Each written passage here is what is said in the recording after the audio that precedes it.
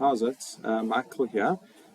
This is a short video just to highlight some of the challenges I face when using the banking module within Zoho Books.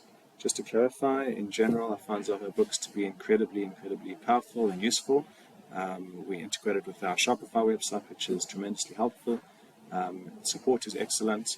I think the value for money is great, and the larger functionality in apps is also excellent. I'm making this video in the hope that someone out there can show me what I'm doing wrong, or perhaps there's different tricks or things I'm not aware of. So let's go. So if we log into Zoho Books, if I go to the banking section, if I log into one of our bank accounts, the first thing that drives me a little bit crazy is the fact that if you want to come to, let's see, have recognized transactions, and you want to select, multi-select, and then let's say categorize them, you have to click them every single line one by one, and then you can click categorize now. Unlike other sections of, because that's also one of the little bugbears that you just saw popped up there, that if you try and select all of the recognized, there's a limit of 50 transactions, which once again, that means that you need to then go line by line and click. If you have 300 transactions, you have to click 50, categorize, click another 50 and categorize. As opposed to other sections of Zoho Books, there's a functionality where you select one row and then hold the shift key down and select another one, and it highlights all of the rows in between.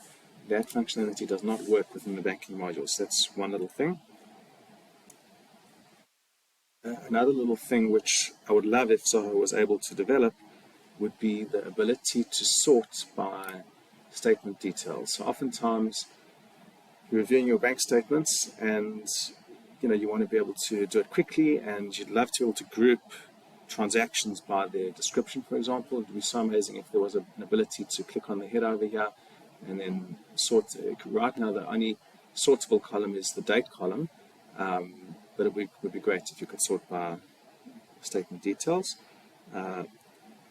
Also would have loved if there was the ability to actually edit the transaction details on the screen. What I mean is without a refresh. So here you can see every single time I click a new line, it takes a few seconds to actually refresh the information on the side, as opposed to some of the other cloud softwares which I've used, where it's a single screen and you can actually just tab between the fields. And also you can use keyboard shortcuts to make that a little bit faster. So that's another small little thing.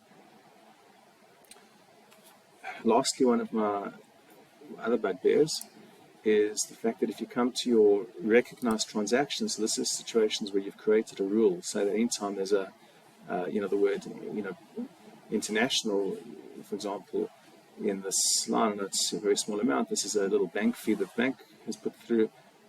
It's applied a rule which I've set up previously, which is check card purchase is the name of that rule. With this particular filter applied, it's then going to take this to bank charges. One thing that I really miss over here is the ability to see how the VAT on this transaction is being treated. So, for example, I'm saying, certain transactions you can claim the VAT back.